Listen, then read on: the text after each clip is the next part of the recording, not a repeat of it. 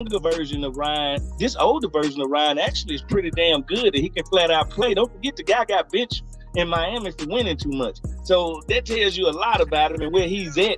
And he's in the top, hey, believe this or not, he's in the top 5, top 6 in QBR and completions in the last 3 years of his career. He's got better. It's like Ryan, he's getting better. But I got something that I feel, as much as I know Ryan is going to help us win and he's going to be that guy, sometimes in football, it's all about the story. I feel a Kurt Warner type story happening with Tyler Heineke. I just feel if Ryan Fitzmagic missed just 1 or 2 games, he'll never get his job back again. I feel that Tyler Heineke would get in there and really become Kurt Warner of the Washington football team. Yes, the guy that comes out of nowhere that was bagging groceries that turns into a Hall of Famer. I gotta feel it. How does that OG title make you feel to know that you had made an imprint into this fan base and things like that? Oh, that's what it make you feel. Oh, you used to look at the guys like B. Mitch and Doc Walker, you Sonny Jurgensen's, and you be like, man, they played and they was a part of historic teams, and all of a sudden, we didn't have any history. I think we brought a different energy to the city, and just having the luxury of playing with Sean T and playing with Santana, myself, Marcus, Chris Samuel. I think the guys, Smoot, those guys that was in that community meant so much. Even the unsung heroes, the Mike Sellers, the Rock Cartwrights, the Kerry Campbells, the list goes on. The people that was just embedded in the community and that meant well or did well. And then you have those guys that didn't do shit there that the community can't stand. So everybody came in, the guys that during my time, the LeVar Harringtons of the world that was everything community that participated, that was around, the change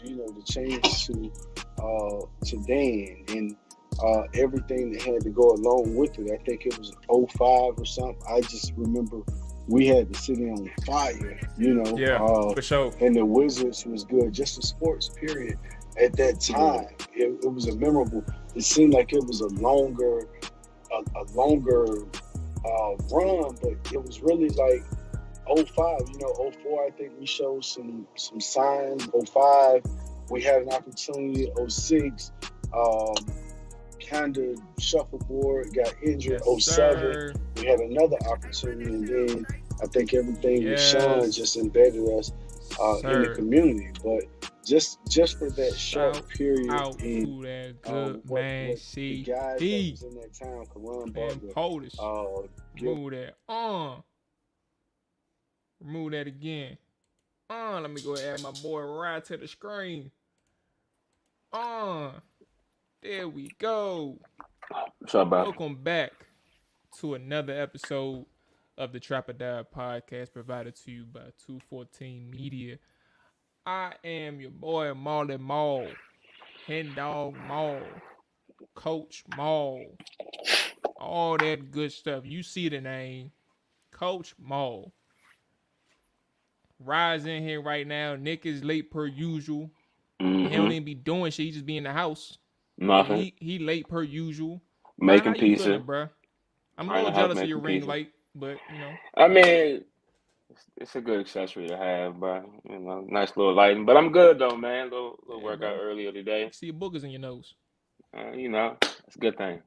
When anything working. Hey man, so tonight, man, we have a chill little show, but we are gonna pick the brain of someone within the Cleveland community, Jeff Lloyd of the Locked On Browns podcast. Obviously, we all know the big move. Deshaun Watson found his new home in a way, I guess, getting traded out of Houston to the Cleveland Browns. Jeff is going to break down things from the Cleveland side, and I felt like this was important for all of us, because especially for Washington side, because there's a lot of Washington fans who tune into the show, but especially from the Washington side, because hold on one second, because obviously we know what D-Wop stood for and the controversy behind his name, but also we needed to know, and it's interesting to see like how another community who doesn't have the baggage that Washington has off the field, how they reacted to the Deshaun Watson move. So I can't wait to speak to Jeff. Here goes Nick, man. Late per usual, but it ain't, you know what I'm saying? It ain't too late, you know what I'm saying? Just a couple minutes late. How you feeling, bro? I'll be on time every day, bro. Stop lying. Man, shut up. We ain't asked you to start the show with a lie. But I'm Gucci, bro. You know I'm feeling strong. You know how that go, Ma. Feeling strong. I know how I feel. You know how I feel, bro. Feeling a little strong. I don't know. I can't really relate. Bro, please shut up, bro. I don't know nothing about that, the bro. fact You need that to y'all, get with the program. the fact You that need y'all to get with finished the every program. set saying that stupid shit is baloney. Feeling strong, bruh. It's You know what not I'm stupid saying? when you're It strong, gets us through the bro. workout. All right, bro. Hey, Nick, you be saying Rod look dead after the workouts. You know what I'm Bro, saying? I ain't gonna hold you, bro. Build it That up. got me through sets 3 and 4, bro. Staying strong. Mm-hmm. When Right. a 106 yellow jump, bro, strong. Eating them That's jumps. all. That's okay. Strong. Yep. Okay, bro. Uh-huh. In other Hey, news. so Nick, I wanted to give you the floor early on because I know you said you had some things to talk about and you wanted to talk about it before Jeff hopped on. So I'm gonna give you the floor, man. I don't know what it was exactly, but I'm interested to hear what you had to say. Clear my screen real quick, bro. Bro, you still ugly, bro. What you wiping I'm the about screen to for? You say still nothing ugly. changed, bro. You still ugly, bro. Y'all gotta see this clarity I'm about to give y'all, bro. You about to give us a revelation, bro? Yeah, if we don't draft 3 players, What positions, bro? Break down the positions too. I need to hear this. it's three key players, 3 exact players, bro. This how This never works out. This how our draft gotta go. Jordan Davis, round 1. What pick y'all at first round? Like 24 or something like that. Yeah. Oh yeah. Nah, y'all can forget about Cuz. Cuz when we gone. 24, 26. Jordan Davis, good. You talking about Georgia DC? Yeah, the one who ran that 4.8. Mm-hmm. Yeah, somebody about to snatch him. That's a pipe dream, bro. He going top 10. You gotta smoke a little weed or something, bro. Yeah, all right, keep going. That's one player you're not about to get. Next.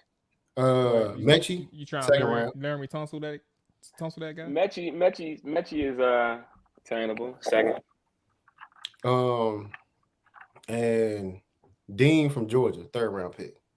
Third? You think Dean's gonna make it to the 3rd round? Bro, we got something in the works, bro. Don't worry about it. You talking about 17 for Georgia? Something finna happen, bro. Oh, okay. Pipe dreams. What'd you say, Ma? Pipe dreams? I already told y'all about this. What you had me waiting for, bro? No.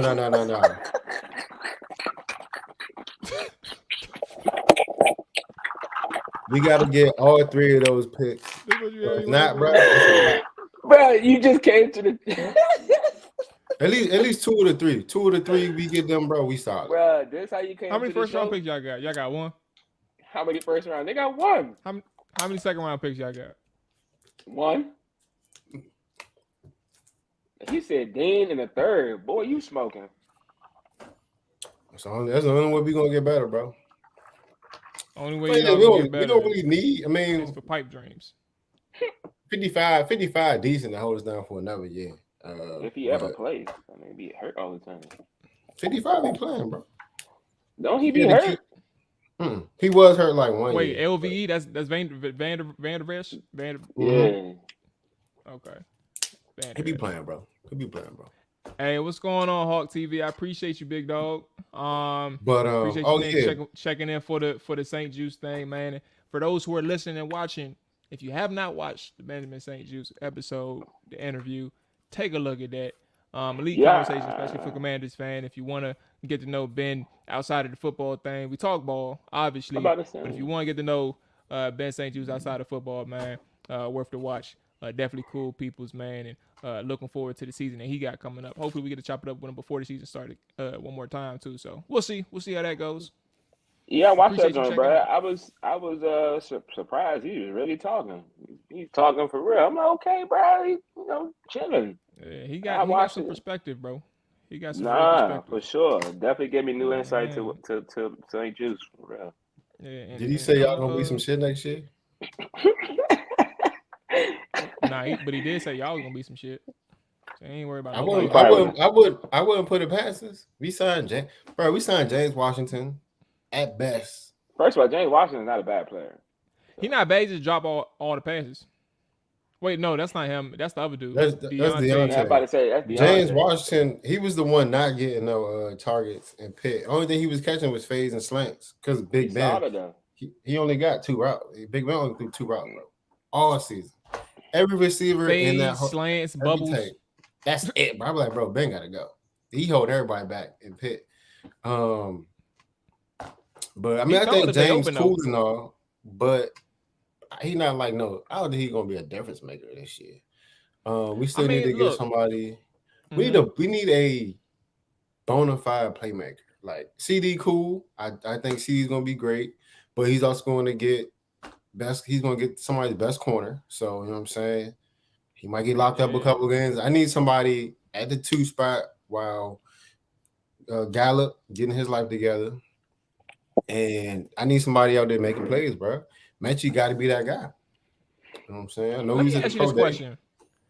Go ahead. And I think it's an interesting one, right? It's not we've talked about it, but I never asked the question. Like we briefly spoke on it. How confident are you in Dak? Like literally, how confident are you in Dak? Because and this is not a troll question. It's serious. This is my journalist side.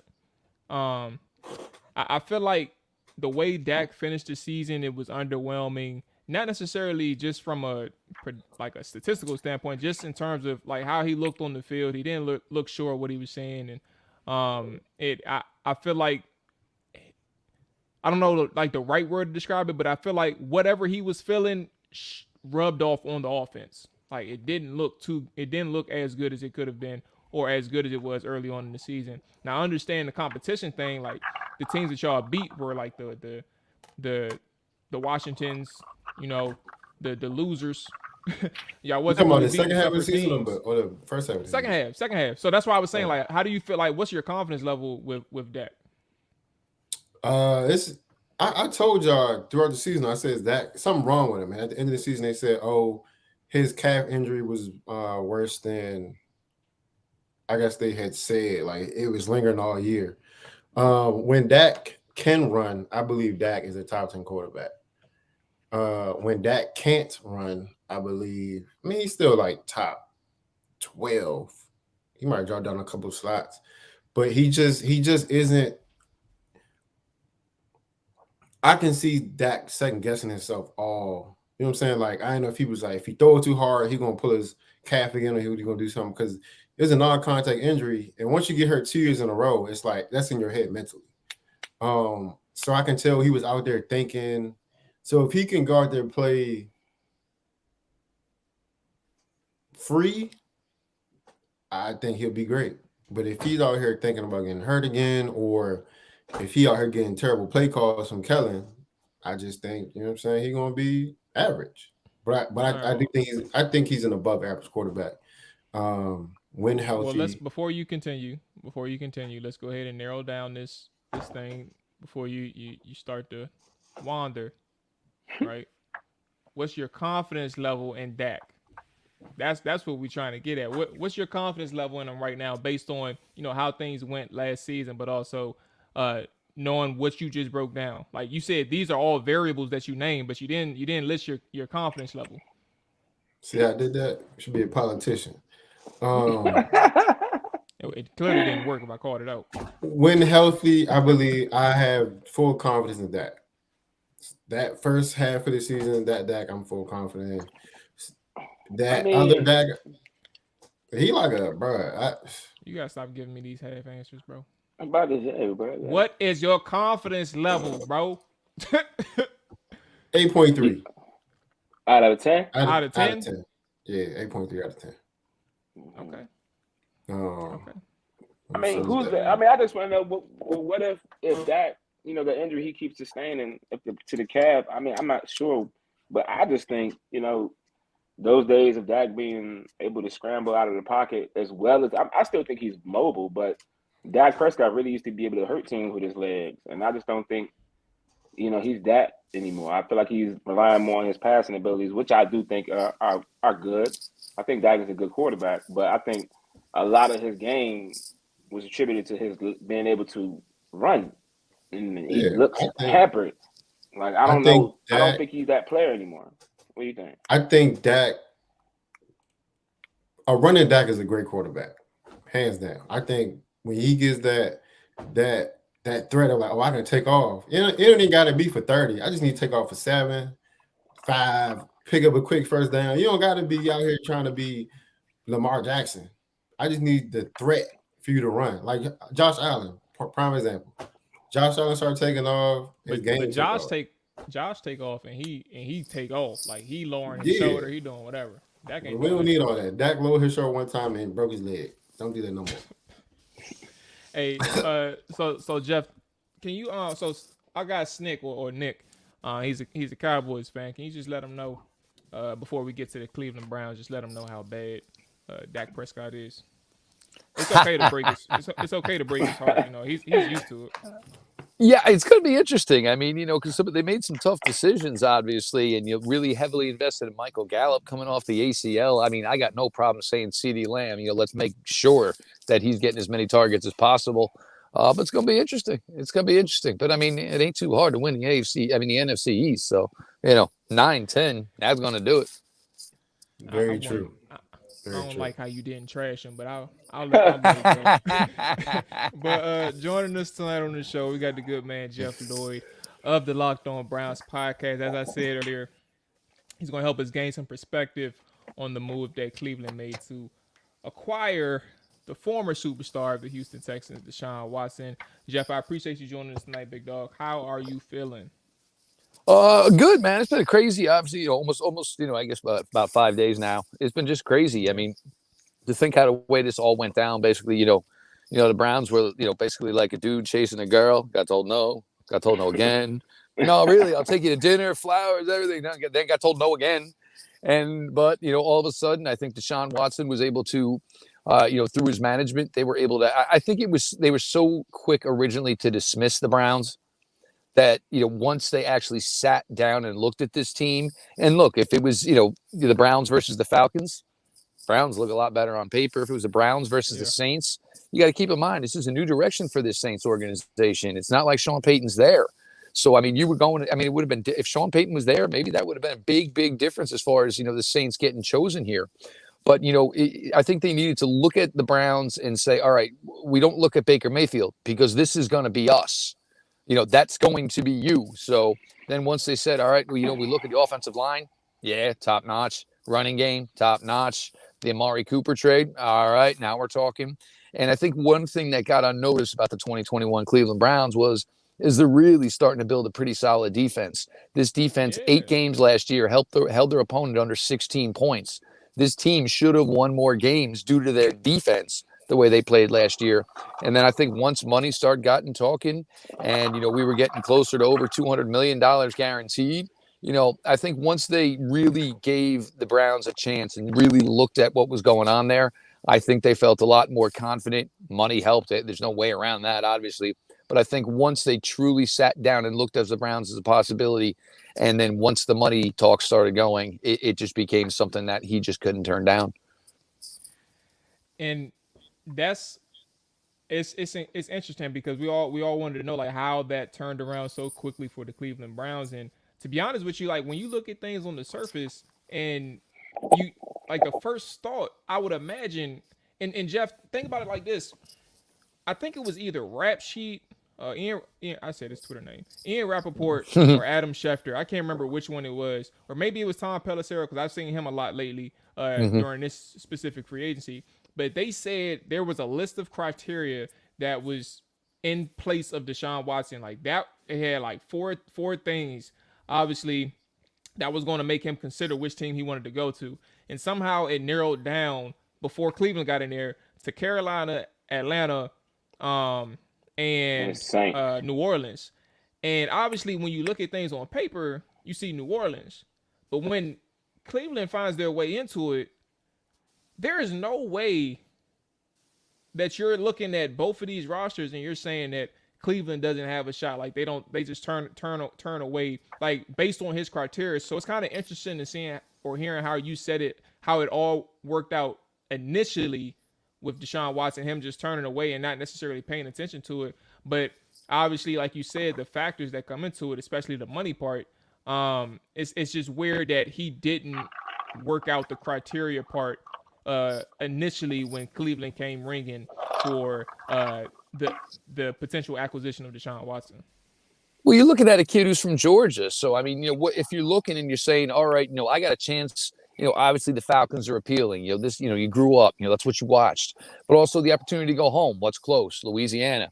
What else is close? Carolina. Yeah. Big factor with all those three teams also is the weather ain't like it is in Cleveland. You got two domes in Carolina. Oh, no, it might be in the mid-40s one game late in the year, And then the other thing is, the thing, so he really didn't see himself outside of that. The other thing is there's been so much activity in the AFC this offseason. I know a lot of players who were looking to move were like, well, man, our best chance for success is to go to the NFC because the AFC is essentially going to be a bloodbath, how stacked these teams are. Almost every one of these rosters right now in the AFC, there's about three teams you can say are not playoff contenders in the AFC this year. So there was a lure of maybe going to the NFC for that reason. But at the end, chose Cleveland. Cleveland wanted to do everything they could to get, one of the top quarterbacks in the game, one of the elite guys in their minds, and they were able to get it done. Absolutely. So in terms of an organizational thing, who, as far as was behind this move more? Was it an owner decision, general manager, coach? Like what was the pie percentage looking like? Because obviously it has to be a collective decision, but who was more behind it than the other members of the front office? The Browns, and it's there and it's on the surface that the Browns basically reported it with Baker Mayfield's camp, around the combine, during the combine, that, we are looking, to maybe go elite. And names were said like Aaron Rodgers, Russell Wilson, and Deshaun Watson. Aaron Rodgers, they had no shot. Russell Wilson, they had no shot. Deshaun Watson, obviously, they tried. And that's why it was so weird, because about midday Friday, it looked like it was like, all right, well, we got to figure out something, and basically, get Baker Mayfield calmed down, because we knew we were going to aggravate him by doing this. We knew this was maybe going to be a bridge that was going to be burned. What if we didn't get our guy? They got their guy. I don't think they truly care about where the situation is right now with Baker Mayfield. Obviously, they want to move him, get a pick for him. So I don't think they're, basically they got done what they wanted to get done. So by doing that, yes, it's not a favorable position right now for what they're in with Baker Mayfield, but they wanted to go this route. They got it done. There's a lot of ways in this where the Browns have a lot of egg on their face as far as, what's accused of Deshaun Watson, the fact that he's still got, lawsuits pending, possible suspension. But at the end of the day, the Browns knew what they were getting. They knew what they were getting into. And for right now, I don't think they care, because they accomplished their goal. Yep. Ryan, you up? Yeah, I don't think you read my message in the chat there, Mark, because I was going to take two. But go ahead, Nick, with your questions. I didn't really. I got it, man. Look at this. The production. I'm like, I got the two. The production is underwhelming. Right, my bad, Jeff. No. I had a good question for you, man. But I just off the script, I didn't really have this written down, but I'm not sure if Mark even included this in our script earlier. But I just wanted to know, like, what is the reception around Cleveland after the trade happened? What is the perception around the town? Do fans really feel like they have a shot at winning the Super Bowl, or just the word around town in general? I think everybody. I'm sorry, because and Ryan asked a good question. I just want to kind of break it up, because the Super Bowl part versus the actual perspective from the actual Cleveland community. So. What's the word around town within the community, and then we could get to the actual on the field thing, because I do want to know how the Cleveland fan base and everybody are reacting to things like that. I think as far as just, if you view this just in a football standpoint, everyone Browns wise, I don't think you're going to find anybody that's going to say, Baker Mayfield was a better quarterback. You're not going to find anybody who's going to say that. But there is a large part of the community that would like some answers. because this kind of seemed like a franchise the way they were currently constructed. These were players they weren't really going to be, dealing with. It's one thing to have a player go through off-field stuff like this, and he's already been your player. You know what I'm saying? Yeah. Similar to, Kobe Bryant on a different scale years ago. Other players, of that ilk have been. So it's different when you acquire, this type of player. You go out and you bring him into your community. There's a large part of the fan base that would like some answers. As far as, because the Browns, everybody says, oh, well, we did our due diligence, on this before making this acquisition. Okay, but what did that entail? I mean, you know what I'm saying? Yes. I could tell, I could tell my wife I did my due diligence. I saw the letter that they put out there. Yep. No, but I mean, I could tell my wife I did my due diligence on doing the dishes. At the end of the day, the dishes aren't done. You know what I'm saying? The situation didn't change. So, but there's going to have to be something said somewhere along the line here. There's going to have to be, some sort of act of good faith. The Browns are going to have to show something to their community, why they did this, or what the thought process was. The ownership, everybody's involved here. I mean, you're going to need to see it from the ownership. You're going to want to hear from the general manager. You're going to want to hear it from the head coach, because there's just people that didn't see this coming, and basically it was. And the other thing is, why did you go this? I mean, they went the lengths they went to try and get this player. There's going to be questions. What happened, or do you know something that should make everybody else feel easier? About this acquisition? We don't know. You look at the contract they gave him. They kind of protected Watson, understanding there's probably going to be a suspension this year. You went out and brought in Jacoby Brissett the next day, which means you're obviously looking maybe for a spot starter to start the season because there's a suspension. So, I mean, a lot of questions. But, I mean, the player is the player. There's no question of that. He's certainly an upgrade at the position. And, for some fans, a lot of fans are conflicted. Me, look, it's not my job to be the morality police of the Cleveland Browns or the NFL. Yeah. My job is to report what the Cleveland Browns do. Ask me personally, is it conflicting a little bit? It is conflicting a little bit. But for some of the fans who are conflicted, once Deshaun Watson starts taking snaps, I'm assuming some of them are probably going to change their mind. I'm sure. and that's what I was going to transition to, because because we talk, and the reason why I reached out, man, I had seen some of your posts, and one post in particular had a lot of comments from the fan base, and some mixed. It wasn't all doom and gloom, but there was some who literally told you that they were done, they were out, they weren't with the team no more. And my thing is, it's not to compromise them. Like, I understand how they're feeling, and it's people that I don't know, right? Like, it's people we don't know, so you just got to respect what they're saying. But at the end of the day, Jeff, I think one of the important things that you just mentioned was about first off, what they did in terms of his contract and his payment. But secondly, the moves that they made indicated that they were aware of what may be down the line, but also that the money that they gave him is another, like a side indicator that eventually people will forget this moment. Like, just speaking from an analysis standpoint and not from a fan base, like if he's winning, people will forget, and none of this thing that's going on right now doesn't matter in 2023 if they're 11 and what now? 11 and 6, 11 and 6, 12 and 5, things like that, when they're winning games and they're having chances to compete for Super Bowls year in and year out. I think that's what Cleveland is banking on, while taking into account that they're dealing with a complex situation. Well, I mean, for Andrew Berry and Kevin Stefanski, this is their jobs are on the line. This is a huge but I mean, you gave away your first round pick this year. You gave away your first round pick next year. Your first round pick the year after that. You paid him $230 million guaranteed. If this doesn't work out, they're both gone. I mean, this is basically, and that's another one where it's like, really? Like, these guys are basically putting their careers in Cleveland on the line by this acquisition. If it doesn't work, it's most likely, when the quarterback goes on, those two are going to be going on as well. So, there's a lot to it.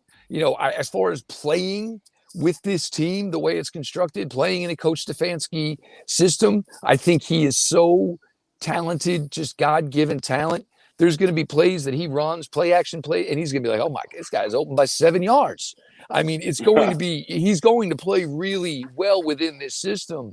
And, the question will be when. And, obviously, everybody thought the Browns were going to be serious contenders last year. sometimes, what people think of you is not what you end up being. So, there's a lot there, but, the football side of it, it's hard not to look at it and say, it looks pretty damn promising. Absolutely. Go ahead, Snake. Nick, I'm about to say, what's up? Come on, hey, this production need to get on point. I was thinking of something. Because you had said the Cleveland Brown fans are jumping off the bandwagon because of the trade. I'm like, bro, y'all been 0-16 before. If y'all ain't jump off then, I wouldn't jump off now that you're getting better. But this is my thought. Well, here's the same thing though. But keep in mind, there's a lot of people who were jumping off the bandwagon anyway because they were supposed to be great this year and they weren't. Like so many, like 2020. 2020, you won a playoff game. I mean, I understand the team, didn't achieve this year, but it was like, well, wait a minute. All of a sudden now, like the playoffs are expected year in, year out. Granted, they blew it, but it was like, man, raised your standards a ton in just like 6 months. I mean, you were a team that happy just to win a couple of games. And now all of a sudden it's like, oh, no playoffs then. Hell with this franchise. Okay. Makes sense. Which actually kind of brings to my next point. The guy that kind of was the most disappointing in Cleveland, he's like a bottom 5 quarterback in my eyes. I'm not sure how you feel about him. He's bottom 5. Baker Mayfield. I really want to know what Jeff think about Baker though. That's what I was going to say. Where do you rank Baker, and then what do you think is next for him? Because it's not a lot of suitors out there for him. Well, it's really difficult because look, I mean, 2020, towards the end of the season, first couple of games before he got injured this year, guy was playing his ass off. He was playing extremely, extremely well. And, the injury came, obviously all the, nonsense, him, Odell, obviously the Browns' decision was, we don't want any of you. So that's basically how they played that hand. And they didn't achieve. And look, I mean, at the end of the day, the quarterback's going to get the finger pointed at him. He was injured. We have no degree to understand, where, how severe it was. You know what I'm saying? Obviously, his side will say that it was, it was devastating. Everybody else will say, he was fine. I'm sure it's somewhere in the middle of all that.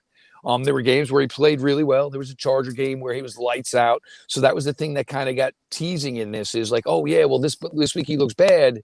He's injured. Oh, but then, he looked really good this week. Well, it's the same guy, man, same injury. Well, which one is it? So it was tough that way. And look, I mean, for me, and like you were just saying before, I mean, this team was 1-31. He walked into an 0-16 team that just had gone 1-31.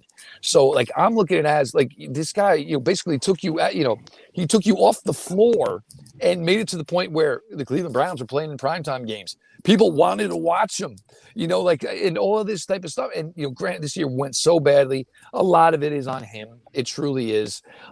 Part of it is also on the Browns. The Browns came back with the same skill players in 2021 that weren't good enough to get anything done in 2020. Their hands were kind of tied as far as there were players they couldn't move on from if they wanted to. But, it just didn't seem like it was, they had a hard time trying to recreate the success they had in 2020, but there were limitations. They didn't really have much, deep passing game. Jarvis Landry, Austin Hooper, they were supposed to thrive in underneath stuff, but nobody was threatening vertically. So it, led to not a lot of success.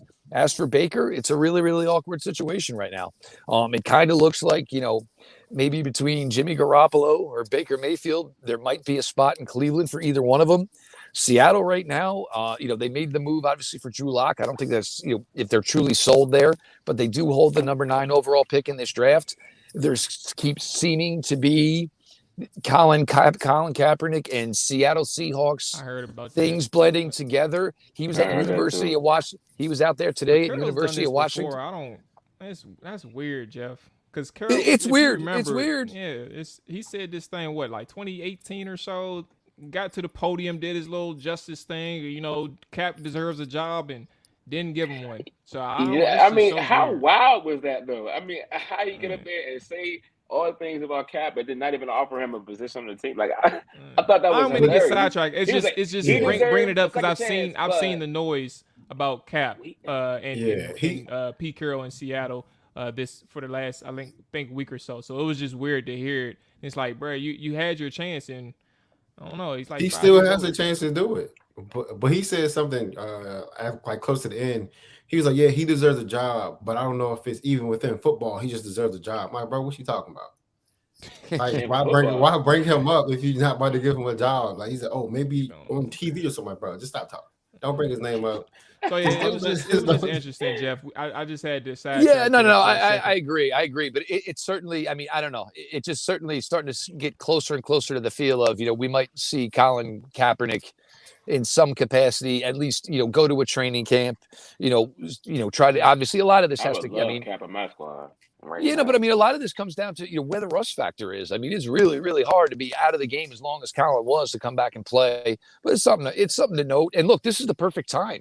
Obviously, look, it's not a big quarterback draft. So this might be a year, an opportunity where he can kind of, say, look, somebody, and there's not a lot of options if you want to bring somebody else in, and, get a look at him over the summer, put him in some exhibition games, see if he's still got it. I mean, he looks the part. I mean, his legs look like, it looks like, as long as he's got his legs, that was always a great asset for him.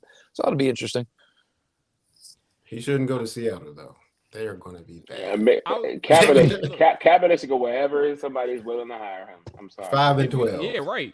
Anywhere somebody wanted to give him. But if he has a bad season, like, oh, that's why we didn't pick you up. But he got to go somewhere and be able to thrive, bro. Well, I feel like wherever he goes, his point, thrive he'll be a backup is just anyway. being on the bench. Look, just being I'm on the about bench. to say he'll be a backup QB number anyway. 2, bro. You don't have to. Nobody about to pull Kaepernick off the street and start him week 1. That's not about to happen. Oh, yeah. So Jeff, if you had to give a prediction though, because I know it's tough, and you outlined everything perfectly just now too. But if you had to give a prediction and say where Baker would end up, where would your guess be based on what you know right now? I'd say probably my guess right now. I mean, and it sounds weird because Sam Darnold's there, but it's maybe Carolina. But this is also another tough one because Carolina holds the number 6 pick in this draft. Is there somebody that they really want? And Matt Rule is really, really getting on a short leash down there quick. Yeah. So 100%. I mean, it comes down to you trust one of these rookie quarterbacks. Do you want to take Baker Mayfield? Do you bring Baker in? He's in the 5th year of his rookie deal. If he plays really, really well, maybe he tells you, screw you. I'm going to go cash in somewhere where I'd rather be. It's a tough spot, and it's a really, really bad spot for Baker Mayfield to be in. But at the end of the day, look, I mean, nobody's complaining either way. Somebody's paying this dude $18.5 million this year. So, I mean, nobody's going to go crying for Baker Mayfield over this scenario. So, Seattle, Carolina, that's about it unless, something happens somewhere because there doesn't really look to be another spot for him. Ultimately, Jeff, as you probably already know, what's been said around town is that the Cleveland Browns are asking for a first-round pick for Baker. My question to you is, do you think that will actually happen? Do you think you all will get it first, or do you think you all will end up releasing Baker before that even happens? Oh, if they're getting any compensation for Baker Mayfield, it's going to be day 3. And it could be a situation where maybe the Browns get a draft choice, but maybe have to give up a future draft choice. There's nothing they can do. They already have Deshaun Watson. They already re-signed him. If you're a team looking to acquire Baker Mayfield, you're like, well, you have to get rid of him. So why do I have to give you something really of value? You know what I'm saying? Right. So I'll give you something, but it might be overall pick number 189 in the draft. You ain't holding nobody up here now if you're the Browns. I mean, it's tough for where Baker is, but it's, OBO, baby. For sure. OBO. So one more thing before we get out of here. The on the field perspective, we touched on it throughout the conversation, but specifically all on the field conversation right now. Where do you rank the Browns in terms of championship contention? Obviously, we know where the Chiefs are year in, year out, especially with Mahomes and Reed duo. I mean, they traded Tyreek Hill, which is crazy. But I don't like that move. I don't like that move for either team. Bro. I don't like that move for either team. If you're Miami, you basically drafted Jalen Waddle because you said we think you're Tyreek Hill. So now you got 2 of them. So I'm not really sure how that works. And if you're the Chiefs, I don't care who now that you hold 29 and 30. You're not telling me any wide receiver in this draft. You want any one of these wide receivers, but you take them over Tyreek Hill?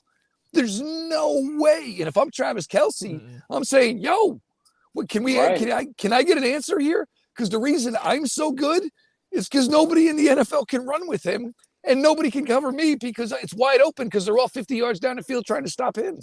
I don't like this move for either team today. And it seemed really weird that it was like, oh, the Chiefs can't seem to get a deal done with Tyreek Hill. He may be on the trading block. And then like 7 minutes later, he's a Miami Dolphin. He's got to do contract. It was like, what are the, like, I mean, I'm sure there were some NFL front offices like, we didn't even know. Wait, what just happened? I didn't even know this. You know, like they probably didn't even know. Like it was so crazy the way it went down. Yeah, he actually, my bad, he actually tweeted like 7-8 days ago, like thanking Cleveland. I mean, not Cleveland. My bad. Thanking Kansas City for this time, and you know he was all good. Yeah, check it out. He tweeted a few days ago. So go ahead and check that out. So it must have been. I mean, he might not have said much, and teams might not have known what the situation was in Kansas City, but he definitely tweeted out like thanking Cleveland. I keep saying Cleveland. Thanking Kansas City for their time. You know what I mean? So that's that. Just for some perspective. Yeah, no, but as far as okay, but real quick, as far on the field, you know, Watson. I mean, you look at this. You have Nick Chubb. You have Kareem Hunt. Both big assets for him. And Kareem's receiving ability is certainly something that's going to help him. The offensive line. You know, there's obviously going to be a new center for Cleveland. Nick Harris has been here. This will be his 3rd season. He'll be the new center. But J.C. Treader never, ever practices. He's got a bad knee. He's always been injured. Nick Harris, he's literally like the understudy. He has been basically the center in practice every practice since the first day of his rookie camp. They think he's ready. He kind of really has earned this. It's not like, oh, he's been on the roster, we can just use him. He's been through every practice as the starting center. They have the rest of that line intact. They're keeping David Njoku. The Amari Cooper move was just incredible. So offensively, he's got a lot of good things around him. He's going to be an offensive system where a lot of throws are created within the system. A player like Watson doesn't even necessarily need that, but he's probably going to excel even greater because, you know, this basically the offense will be scripted for, you know, just separation, getting guys open. I think offensively, it's hard not to think what Watson can do here. And, you know, just basically, and adding in, of course, the mobility factor, it's just crazy to think, you know, what he could possibly do with a team like this. And certainly thinking that they're going to add one more wide receiver here in the draft. Absolutely. So one other perspective here as we talk about the roster and things on paper, who aren't they better than if we were to do an AFC version? We're not necessarily worried about the NFC. We're trying to make it out of the AFC and get to the Super Bowl. Who aren't they better than on paper right now? And when I was talking about the Chiefs, I think look, the execution part is going to be different because last year I thought that the Chiefs, Cleveland, what year was it they played? Chiefs played the Cleveland at some point. I can't remember when it was. I think it was last year. They played 2020 in the playoffs, and then they played week 1 this year. The week 1 game, Nick Chubb actually had a costly fumble that led to a Chiefs touchdown. The punter dropped the snap and gave Mahomes the ball at like the 22-yard line. Browns ended up losing that game. So, I mean, the Browns played them well both times. I really think they should have won week 1 other than those 2 miscues. But they matched up, you know, pretty well, with the Chiefs. Okay. So who? All right. I'm trying. So the way I look at it, first, the AFC West is going to be the hardest. That's probably I think it really is the AFC North and AFC West. I ain't gonna lie to you. I think that's what it is. Sorry, no disrespect to Rye and the Tennessee Titans, but I do think it's the AFC North and the AFC West that's going to be the top dogs out of that whole conference. Oh, I agree with you. The Bengals. Look, the thing with the Bengals is just going to be, can you repeat it and can you add to it? I certainly think they're capable of, but like that would be like, if you have to give a negative, that would be the thing. Can you do it one more time, especially now when people are gunning for you? And the craziest thing is, as great as Joe Burrow was, Joe Burrow is 0-3 against the Browns as a starter. So the Browns match up well with the Bengals the way they are currently constructed. The Ravens, we'll see. Do we see the Lamar Jackson version that we saw for the first 3 years? Or do we see the one last year? But I mean, that running game, the injuries there, it eventually eventually caught up with them, and they just weren't as good as people, expected them to be. Pittsburgh, I have no idea where they're at. But I also agree, AFC East, and I'll put an X over the whole division. AFC South, and I'll put an X over the whole division. And look, the AFC West, it's going to be nuts. Yes, nuts. I can't wait for those games, man. I'm an NFC's guy, and I can't wait. I'm pulling up to a bar watching them things. They better be on Sunday Night Football. Tell you that much. Yeah, you get used to it because AFC West is going to be primetime on primetime on primetime on prime. Yes. AFC West and the Cowboys. Y'all know how that go. They gotta give us those. Nobody care about Dallas for real. But you a hater, bro. I got one more question. All right, what's up? You got it. it's about my guy Baker. What was the not reaction, but what was I guess the sentiment on Baker in the locker room? Because when people were coming for Jimmy G in the media, the whole team backed him and said, "Oh, he's a winner. That's our guy." When Odell's father came out with this, when everybody was coming out against Baker, oh, he needs to play better. Nobody said anything. Coach didn't say anything. Players weren't like, "Oh, Baker's our guy." They just said crickets. So what was how do players feel about Baker? I'm pretty sure they're happy Deshaun is there. But how do they feel about him like last season? And well, the thing with Baker Mayfield, and this is where it's really crazy, is because you know what? Baker Mayfield has never changed who he is. The same thing that got him from the walk-on at Texas Tech to obviously Oklahoma to be the starting quarterback. He's definitely a rah-rah, hard-ass type of guy. But he's never changed. He's always been that guy everywhere. But the thing is you're winning. Maybe that doesn't get on anybody. You know what I'm saying? And people let things go. When you're not winning, and, and there are a lot of times where Baker says things he shouldn't, or he says, 10 sentences when he should have just said 7, and media will cling on a couple of extra things that he said and try to nitpick through it, which causes more issues, causes more problems. But I think ultimately is the Browns won a playoff game in 2020. There was a lot, and the thing is Cleveland in year 3 of a rookie quarterback, that's when you sit down and you start talking about a possible extension. The Browns did not even go that route. So basically what it was is the Browns thought what Baker Mayfield did with them in 2020 was as far as Baker Mayfield could take them. They didn't think it was going to go any further. And that's why they made their mind up. It was time to go get the elite of the elite. And obviously that put them in the direction towards eventually landing Deshaun Watson. I respect that, man. Washington needed to take that type of path in terms of years prior, understanding like if you know that guy isn't who he is, cut bait, keep it pushing, try to find that elite. That's why y'all got Carson. That's why I made the move to get Carson. Find the elite. Stop talking to me. All right, Jeff. Jeff, I appreciate you hopping on with us, man. This is your moment. It is Plug Talk. Let the people know where they can find you. If you're a writer, let the people know where they can read you. All that good stuff, man. The floor is yours. So I'm Jeff Lloyd at Jeff_LJ_Lloyd. The Locked On Browns podcast at Locked On Browns. Anywhere you find your podcasts, daily content. Obviously, we do anywhere. Minimum 5 shows a week, but obviously this time of year, NFL off season, it's almost every single day with the way news is breaking. So we're always covering everything. The network itself, it's just great to see where we're at here. I mean, we've been plugging away for years, and the momentum for the network this past week are on a whole. Our Locked On NFL shows, which we cover all 32 teams, and there's some other other shows mixed in there with NFL content, was the highest week ever for us. So it's just been crazy. It's just been a fun ride. And, it gets, everybody, you need something to keep you sane and sitting down, talking ball with people I really respect, having guests on. It's just been a hell of a run, man. Absolutely. I'm happy for you all. I'm happy for the Locked On Network, man. David Locke is cool peoples. David is a great dude, and his vision for what he put out years ago.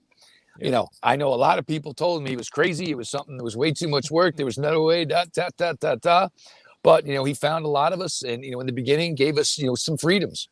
Basically, hey man, build a following. We built a following, and then it was like, all right, well, now let's get a little bit more into structure of how we're all going to do this. And, but he has set up a great support system. Obviously, David, especially this time of year, is an extremely busy man. So it's not easy to get in touch with him, but the support system, the people he has in place for us to go to, they were able to work with me when I put out my initial episode, about the transaction for Watson, understanding the difficult part of some subjects that had to be covered. And basically we all work together to say, all right, well, this is how we're going to put it in place, because we want to make sure that we're appealing to all parts of our audience here, understanding that everybody's coming at this with a different emotional level. Absolutely. Shout out to Dave, man. And shout out to you, Jeff, for being a part of that journey. I think, it was some time ago now, but yeah, that freedom that he gives you it was scary at first. I'm not gonna lie. Like before I got into the podcast thing, as much as I did. So when he gave that thing and understanding, I was a student still in school, so I was like, can I really do 5 episodes a week for at least 20, 30 minutes? What am I going to talk about when the summer comes around? What am I going to say? I didn't know anything. So I respect what you all doing and understand it from somewhat of a bird's eye view of what you all have going on. So best of luck to you, and hopefully we can get in touch down the line and talk some more Browns and NFL football. Oh, of course, Appreciate guys. you, No Jeff. problem at all. Oh, no problem. Appreciate guys. you, man. All right, guys. Thanks for having me. Yes, Yes, sir. No sir. problem. Take care. Take care of Amari for us. You got it. Hope he good. Don't worry about it. We got a good spot for him. Okay. All right. There goes Jeff, man. Good guy, Jeff Lloyd. Good conversation. He knew his things with the Cleveland Browns. I should have asked him if he was a fan. I didn't know if he was or not. He's a fan. Know that. You think so? Oh, You yeah. think so? He's out of All boy. right. Okay. I feel like you can't so- cover Cleveland without being a fan, bro. What you gonna talk about for 0-16, bro? What can you talk about? That's That's actually a job, bro. You get Man, It is a job, though. We 0-13. I don't know what we gonna do. I just love how Jeff just Fuck it, let's dismissed record everybody in the another AFC podcast. South, though. I do appreciate that. You sure how you That he sneezed at the AFC South. You know what I'm Oh, saying? he Well, did right. disrespect First y'all. He was off, like AFC That's South. let's cool, go ahead, though. let's go ahead and put this Trash. hold on. Let's go ahead and put this on blast because we just had a conversation on Monday. What I say about the AFC But South? he said everybody in the AFC South. Yeah, He whole put an X on the division. division, bro. Trash. What is wrong with Forget that? that everybody in the division not trash. But are you scared of the division? Is anybody coming out that's a threat in that division? Colts. Yeah. Hey Nick, bro, you about to get slapped. Seriously. Matt That Ryan, is Matt interesting. though. All Ryan right, is so the look, only quarterback in that division that been to the Super Bowl. I was gonna say, so look, So? Matt What does that Ryan mean? came into the division after you do it one time, you do it our before. last show, bro. So what are we thinking about the AFC West? I mean the AFC South now with Matt Ryan and Ryan Tannehill being the top dogs in that division, bro. Is that Colts, something Titans. that's interesting, or is it like it's whatever? Who else on the Whatever, division? bro. It's gonna be the Jacksonville. same What's story, funny bro. is Jacksonville gonna be they're gonna be all What'd you right. say? It's gonna be the same story. Same story, bro. Jags got a little Whatever. better with the free agents, but that's what Jags do every offseason. It seems like Jacksonville is the most Who else in active. that division? Oh, the They Texans. made They finna be moves. booty. Houston. I mean, to be honest, I think Davis Mills is going to be a little better this year, even more. I mean, he surprised me last year, which kind of got on my nerves a little bit. But as far as the division, bro, I see us winning it again. I'm sorry, I do. Ain't no more Carson no more, bro. And So I'm interested in how they're gonna do the Matt Ryan thing in Indianapolis, and the reason why I feel like it's gonna be weird for Matt is because similar to Carson, you know, he's coming into a situation where they're gonna be run dominant. Like I think they ran it around 47% of the time, which is still pretty high for the NFL standards. But when you run it that much, I don't know.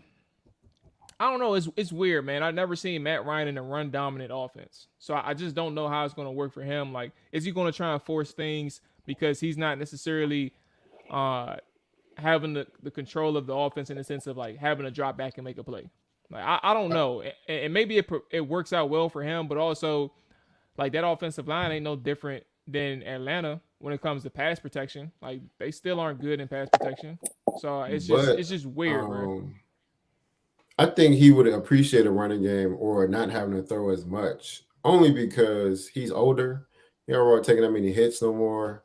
He can play within the system. I feel like this is a great opportunity for him to just, I wouldn't say coast to the playoffs, or they can automatically win 4 games versus Jacksonville and Texans. That's 4 games off Bucks. If they play, can't really say that though. Houston not gonna be good. I'll tell you that right now. For whatever reason, bro, the AFC South random teams actually get wins against each other. I don't know why, bro, but it just happens like that. Jacksonville may be better than what they were this year, but I'm not sure they fixed their O-line. Their O-line was horrible last year. So every time I see T. Law, he's Jacksonville, always yeah, back. they got Brandon Scherf, But they and still I think end up somebody else, beating too. the Colts. You said what? Last year. They still didn't beat the Colts last year. You said they didn't beat the Colts last year. They did. They did. Oh, damn. Well, they Last should game they of the beat y'all season. too. Well, Huh? Carson gave that game away. Jacksonville had some good games. You know what I'm saying? They beat the Bills, but they weren't consistently good. That's all I'm trying to say. So Jacksonville is decent, but what's funny is Josh Allen won them that game.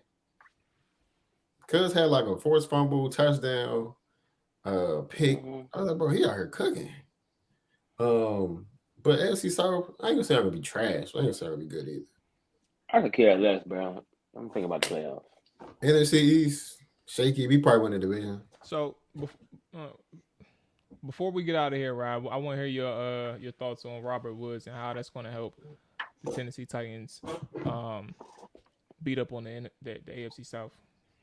I've always been pretty high on Robert Woods. Even since he's come playing for the Buffalo Bills before he even got over to LA. I think Robert Woods does everything good. I mean, blocking, catching, route running, just being able to get open, be available for your quarterback at all times. I think he's done a good job of that throughout his career. I think it's definitely heartwarming for me to be able to find somebody on the other side of AJ after letting Julio go. I kind of hurt my feelings a little bit, but Robert Woods definitely helped ease the pain. I tell you that much. I still think with the addition of Robert Woods, I still think we need another receiver in the draft. Hopefully we take one because I mean take one with the first pick, either first or the second pick. There's tons of receivers in this draft class, which I'm happy about. So tell them about our guy, right? Tell them about what guy? Sky Moore? 2-4. Oh yeah, no, I'm super high on Sky Moore. I mean, me, Nick, Jimmy was having a big discussion today. They think he's gonna be trash. Sky Moore. I did not say that. Yes, they did. They both said boy can't run routes, boy can't catch. And we got a slight little. It's not a bet, but just something to keep track of. I said his release is solid. You ain't watch it, bro. His release is solid. I mean, you said he had 2 routes. I did say that, but then they said that's the system they run. He either run a slant or he run the fade. Oh, your boy. Sky Moore. Oh, Sky Moore. Western Michigan. He's a receiver. Western Michigan. Take some time on. I know you're going. I can trust them all to watch him tape. I also said. Well, if Sky Moore go to any of our teams, I'll do it. But other than that, I gotta do what's that dude? Chris Olave. I gotta do him next. Okay, but if he goes to one of our teams, I'll look at it too. Sure. Olave, his tape. You might jump. He jump off the screen every play, bro. But Scott Moore, bro, I just said he only had 2 routes on his tape that I seen. It was a slant and a fade, but they run RPOs, so that's all they got in the playbook for him. So I'm not saying that's all he can run. I just said that's all I seen on tape. He finna take off. Solid, no matter. He can catch, got good hands, contested catches. Who was other cuz though? What you mean? That was only one. Did Jimmy put in the chat? Drake London. Count him out. That's the dude. I say that's the dude I got coming out tomorrow. The film session. Count him out, bro. Dog. He a dog. I'll show y'all clips right now on the screen. No, I think he a dog. You gonna show me some fly routes? You gonna show me more? Nick not high on Drake London, but Drake London. What are we saying right now? He's saying he's comparable to boy from Pittsburgh, Claypool. I said he's a Chase Claypool. I mean, in terms of his ball skills, that's fair. Fair. I said he chased Claypool. You talking about play style. You was talking about play style. You talking about play style. I said they play this. They remind me when I watch the tape, I can put them in each other's jersey. They look the same. Well, I don't know what that means. Like how they what terms of play style? Because I don't even know how. I haven't studied. He's saying they mirror each other, Marv. They mirror each other as far as. Pay attention to what I'm saying. I am saying what I understand what mirroring and similar play style means, but I'm asking you all. I don't understand because I haven't watched Chase in the same way that I've watched Drake. how are they similar from their route running and all those things. I've I don't changed agree. If you all, that's what I'm about to say. If you all do those, I've just changed my tune in terms of how I break down things. Obviously for the reasons that you all know, like it's just different for me now. Like that's why it's like when I hear these things, I take everything into account. So I'm not trying to be technical. It's just who I am now. It's just different. So that's why I'm like, what do you mean by similar? So I mean, routes, the way they both get 50-50 balls, the way they're both using their offense, I just feel like they are the same player in my eyes. Like not everything they do, but majority of things they do are the same. They both can get a little yak every now and then. I'm not gonna say their trees are. I'm not gonna say their trees are limited, but I just feel like I don't think their trees are limited. I just think Drake can run. They are comparable. Jimmy was talking about first or second round. I don't see him going. I don't see him as that high because he doesn't like flash off my screen. Like he doesn't like. He's not that fast to me. He's not that. He's not that. He's more like a top 20. Tyler Boyd, Chase Claypool. He don't look that fast. Chase actually looked faster than him on tape. But he just wasn't like 26. He coming to Tennessee. He just wasn't He wasn't as explosive on tape to me. When I saw that's fine. That's it. Do me this favor. The only reason why I'm animated about this too, obviously, like I said, I literally just got done watching them. But Washington's community on Twitter, they have and you all know Josh Doxson. They have this weird ass. You don't want to agree with that. It's fucking stupid. They have this weird ass comparison because of past receiver failures. Like they have this thing, and it's not just receivers. They do it with defensive backs. They do it with linebackers. They do it with running backs, where they compare certain people to previous Washington players. And I know people around other fan bases do it too, but it's like you don't always stick to a comparison because a guy is tall and they can jump high. Like, yes, that happens to be a trait, but they also what else separates them from being the different from the other player? So all I'm saying is, do me a favor. We have a week until the next show. The film session comes out tomorrow. Take a look at Drake London. If you all agree with it or disagree with it, or even I shed some light onto why I think that he's better than what people are suggesting, right? If you take a look at it, just let me know what y'all think, and I'll leave it at that. But just take a look at it. How tall is people are underrated. Drake is 6'4". He's like 6'3", 6'4", something like that. Yeah, Drake 6'4", 219. Bro, Claypool, Tyler Boyd ish. He a little more. He got a little more wiggle than Claypool. I can't. I'm sorry. Yeah, he does. He's elusive as fuck for a 6'4" receiver, bro. And he has some athleticism. Tyler Boyd gets some jack too, bro. Tyler Boyd is a good receiver. So that's what I'm saying. I never say he was a bad receiver. I just say he's not that fast to me. Yeah. He's not like explosive. I agree. He doesn't have foot speed. He doesn't have foot speed. Yeah, so it may be because he's 6'4". Like a 1 in the league. You don't think it'd be a 1 or 2 in the league? He could be a Mike Williams, a very good. Mike Williams is a dog. That's what I'm saying though. I never said Cuz was bad. I just said he's not. He could be a very good number 2 in the league. If you get like I'm trying to think, a route runner like Keenan Allen to be your number 1 and have Cuz jump balls, do what he do best, not take him out of his game to be something else. Jump balls, 50-50 jumps, you know what I'm saying? Possession receiver. A solid Mike Williams is the best I can give him, bro. But which isn't bad. I think the issue right now with people, bruh, is and I'll end it on this. What I'm fighting the most right now is people, like you just said it, 50-50 balls. Yeah, I mean that's his elite trait. Like he has that leaping ability. He has the ability to attack the ball at his highest point. It's natural for him. His hands are strong. All those things he can catch in traffic. All those. But I think what people are underestimating is the fact that he does create separation. That's the part that I'm fighting the most right now with everybody. A lot of people don't think that he can. Excuse me. There's plenty of people in the community, in Washington's community specifically, that's what I'm talking about, who think that he cannot create separation. So that's where I get animated and like, bruh, I don't understand how are y'all saying you watched this guy and watched him and come away with the opinion that he's Josh Doxson or that he's Mike Williams, because Mike Williams struggles creating separation in the NFL. So I don't understand how you have these opinions of this person. And I've seen this man from different areas of the field, winning in separation on the short levels, the intermediate, and deep level, and he's doing it through his athletic ability.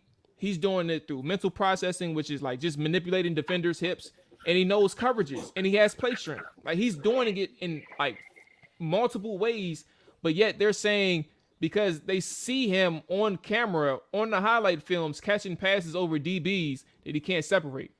Did you ever ask yourself that the quarterback some shit? Did you ever ask if he doesn't have the arm strength to get the ball there to the receiver? Did you ever ask yourself all these other questions that surround the offense? So that's where it comes from. And I just feel like it's a weird and lazy take from the fan base. That's where it comes from. So yeah, it's not necessarily about you, but it's more so about that narrative that stems around the bigger receivers. I think if he's paired with Terry, he could be a great. Y'all can have a great receiving core with them too. If y'all were to take him, I think him and Terry would be, you know what I'm saying, comparable. Because Terry can do it all, and then you got your boy. You know what I'm saying?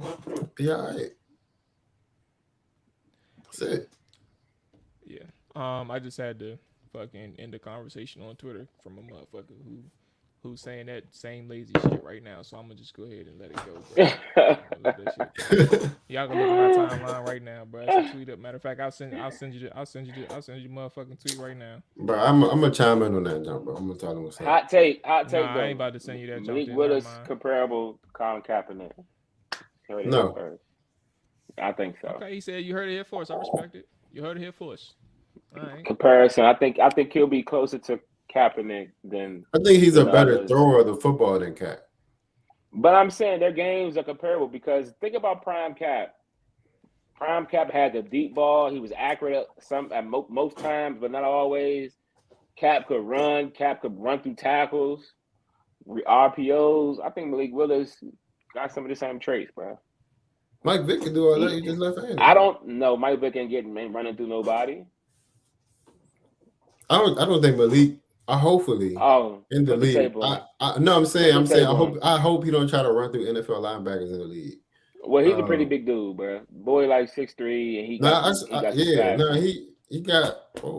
But no, his lower body is. He got like. I'm trying to think of a quarterback comparable to him. There's probably nobody out there. He like a Jalen. He kind of built like Jalen Hurts ish. No, he's not, bro. Both of them solid. Jalen be lifting, bro. Listen, Jalen Hurts, bro. I challenge you to put a picture of them side by side, bro. They're not the same size, bro. Check, bro. Lamar still hearing everybody's Twitter. What is he saying to you, bro?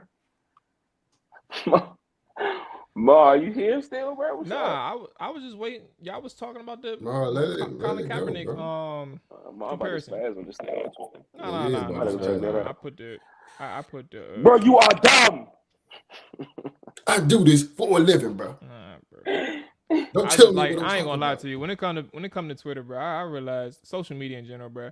You ain't gonna change people's opinion, bro. Like niggas. I'm about to say, bro. I have. Like, so that's why it's like when people try to argue at this point.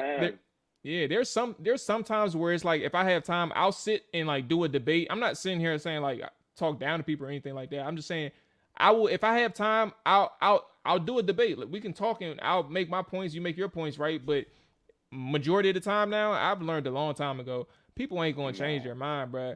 And it don't matter what you show them or what you prove them, and what's evidence right in front of them. They'll find a way around it. Bro. Yeah, they'll find a way around it. So I just tell people if they fucking up, I just tell them okay. Like I literally just be like, all right, bro, that's what's up. It definitely take somebody when you're having a debate with somebody, you can tell off the back if they're gonna be real with themselves and be able to give a real concrete answer, debate and discussion. Like it's just you can tell early on, like, oh, I'm wasting my time. Like there's no point in keep going. Like it's too much. And people get mad at that. And they got mad at me yesterday because I was like, all right, bro, you got your narrative, I got my narrative. I know my truth. I know you know your truth. I left it at that, and he said, man, if you don't want to talk to me, bro, I ain't going to interact with you no more. Like, what the fuck? God, what same size is that, Nick? Jalen Hurts 6'1", 223. Malik 6 feet 225. I'm sorry, bro. You They put the the tape same on size, both. bro. Nah, bro. They're not the same size. Jalen Hurts ain't running through nobody, bro. What? Right, Go bro. ahead and tell me All he right, is, bro. no. You got it, bro. You got it, bro. All right, let's go ahead and close this thing out, man. Ladies and gentlemen, as always, appreciate y'all for watching, listening, all that good stuff.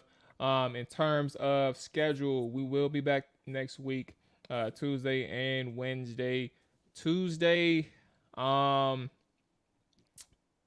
fingers crossed, things work out. We will have another special guest on. Again, fingers crossed, things work out. So, we'll see how that goes. But yeah, back next Tuesday for the Washington side, and then the fellas will be back Wednesday for the All 32 NFL side of the Trap or Die podcast. So make sure you hit that like button, that subscribe button on YouTube, man. We appreciate y'all for sticking around and watching all that good stuff, man. Y'all enjoy y'all night, enjoy y'all day whenever y'all watching this. Strong. Strong. Where you at?